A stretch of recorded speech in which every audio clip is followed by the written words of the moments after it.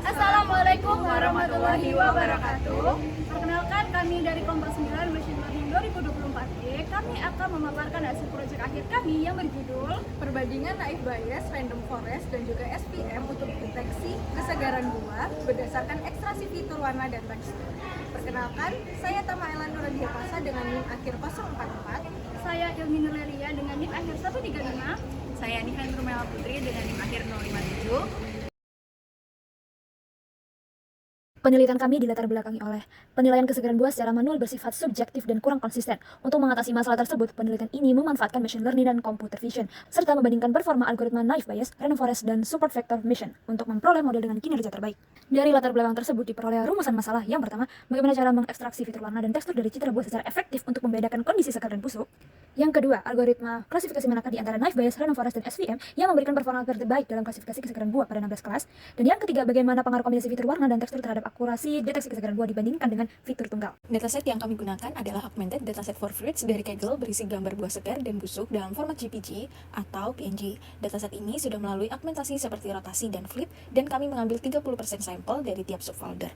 Untuk eksplorasi struktur dataset awal, dapat dilihat bahwa tidak terjadi ketimpangan kelas atau kelas imbalance antara fresh dan rutan, di mana freshnya itu 50,2% dan rutannya pas 9,8%. Sesuai dengan labelnya masing-masing, buah masing-masing itu juga tidak mengalami ketimpangan kelas atau kelas imbalance. Pipeline penelitian kami terdiri dari 13 tahap, mulai dari setup library, pre-processing citra, ekstraksi fitur, pembangunan model baseline, optimasi hyperparameter, cross-validation, hingga ablation study dan kesimpulan. Ekstraksi fitur warna dan tekstur. Jadi yang pertama itu ada ekstraksi fitur warna RGB, di mana citra yang direpresentasikan oleh 3 kanal warna yaitu ada red, green, dan blue. Peroleh 108 fitur. Untuk ekstraksi fitur warna HSV, dia itu citra dikonversi ke ruang HSV yang terdiri dari hue, saturation, dan juga value, di mana hue itu merepresentasikan jenis warna, saturation itu menunjukkan tingkat kejenuhan warna, dan juga value menunjukkan tingkat kecerahan. Lalu untuk ekstraksi tekstur GLCM, kan metode Gray Level Co-Occurrence Matrix atau GLCM itu. Jadi metode ini untuk menganalisis hubungan antar piksel bertetangga dalam citra, di mana kontras ini untuk mengukur tingkat perbedaan intensitas antar piksel, lalu energi ini untuk mengukur tingkat keseragaman pola tekstur, lalu homogeneity ini mengukur kemiripan distribusi piksel yang berdekatan, lalu entropi mengukur tingkat keteraturan atau kompleksitas tekstur. Nah, untuk fiturnya ini totalnya ada 221 fitur. Selanjutnya ada eksplorasi ekstraksi fitur dataset. Jadi untuk yang boxplot ini terlihat adanya perbedaan distribusi fitur antara buah fresh dan rutan. Seperti nilai median blue meningkat dari sekitar 0,43 pada fresh menjadi 0,53 pada rutan. Lalu untuk fitur tekstur median energi juga meningkat dari sekitar 0,22 menjadi 0,24. Nah, perbedaan ini menunjukkan bahwa perubahan warna dan tekstur dapat digunakan untuk membedakan kelas fresh dan rutan. Lalu untuk yang heatmap korelasi fitur, jadi berdasarkan heatmap ini ada beberapa fitur warna yang memiliki hubungan kuat, misalnya meian green dengan meian blue yang memiliki korelasi positif sebesar 0,84. Kami membangun 3 model baseline, SVM, Random Forest, dan Naive Bayes. Ketiganya dilatih dengan parameter default sebagai patokan awal sebelum dilakukan optimasi. Nah, yang pertama itu di Support Vector Machine.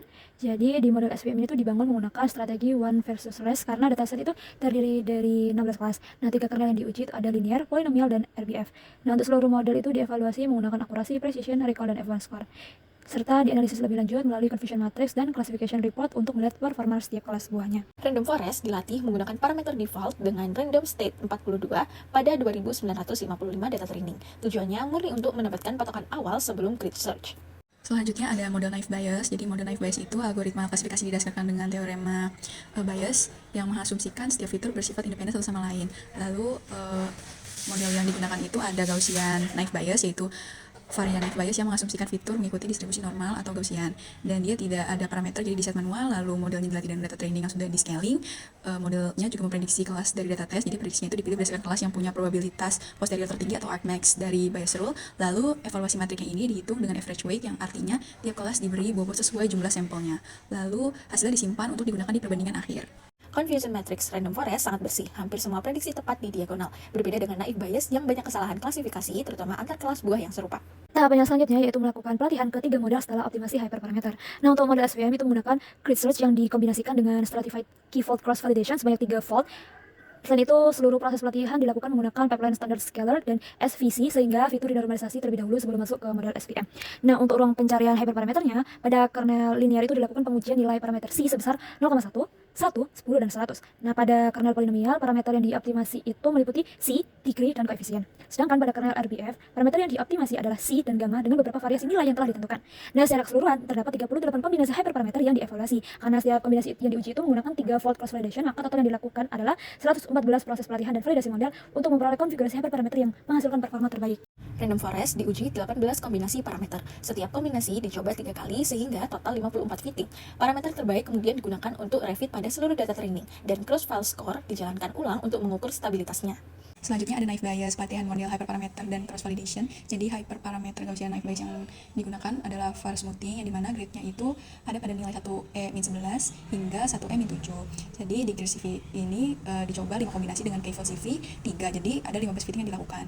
Lalu nantinya dievaluasi dengan 3-fold cross validation dan dipilih akurasi rata-rata paling tinggi. Setelah optimasi, Random Forest tetap menjadi yang terbaik dengan tes akurasi 97,43% menggunakan parameter NS200, sementara naive Bayes tetap terendah di angka 76,59%. Grafik cross validation ini menunjukkan SVM RBF dan Random Forest sangat stabil dengan standar deviasi hanya 0,3%, sedangkan naive Bayes lebih tidak stabil dengan standar deviasi 0,8%. Ini mengkonfirmasi Random Forest dan SVM RBF adalah pilihan yang robust. Perbandingan final memperlihatkan Random Forest unggul di semua matriks, dari akurasi, precision, recall, maupun F1 score. SVM RBF berada di posisi kedua dan naive Bayes jauh tertinggal di posisi terakhir. Selanjutnya yaitu melakukan analisis warna dan tekstur agar bisa mengetahui kontribusi masing-masing jenis fitur.